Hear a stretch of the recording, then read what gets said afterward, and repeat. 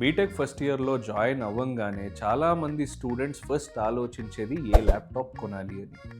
Parents కూడా engineering join అయ్యాక మా అబ్బాయికి కానీ, అమ్మాయికి కానీ ఒక మంచి ల్యాప్‌టాప్ కొనాలి అనుకుంటారు. స్టూడెంట్స్ కూడా చాలా ఇంట్రెస్టెడ్‌గా ఉంటారు. ఈచ్ అండ్ ఎవ్రీ స్పెసిఫికేషన్స్ చూస్తారు. ఆన్‌లైన్‌లో రివ్యూస్ చూస్తారు. చాలా చూసి ఒక మంచి ల్యాప్‌టాప్ కొంటారు. అసలు గేమ్ ఇప్పుడే స్టార్ట్ అవుతుంది. ఫస్ట్ 10 డేస్ ఆన్‌లైన్‌లో ఉన్న మొత్తం కోడింగ్ అప్లికేషన్స్ ఇన్‌స్టాల్ చేస్తారు. ఫుల్ ప్రాక్టీస్ చేస్తారు. యూట్యూబ్‌లో ట్యుటోరియల్స్ చూస్తారు. తర్వాత ఏమవుతుందంటే ఇంట్రెస్ట్ గ్రాడ్యువల్‌గా ఫేడ్ అవుట్ అవుతుంది. సో నెక్స్ట్ ఏంటి అంటే అప్పటి వరకు మొబైల్‌లో, టీవీలో చూస్తున్న సినిమాస్ ల్యాప్‌టాప్ షిఫ్ట్ అయిపోతుంది. ల్యాప్‌టాప్‌లో సినిమాలు చూడడానికి స్టార్ట్ చేస్తారు. ల్యాప్‌టాప్ ప్రైమరీగా ఎంటర్‌టైన్‌మెంట్ సెంటర్‌గా మారిపోతుంది. కోడింగ్ యాప్‌లు జస్ట్ బ్యాక్‌గ్రౌండ్‌లో అలా ఉంటాయి అంతే.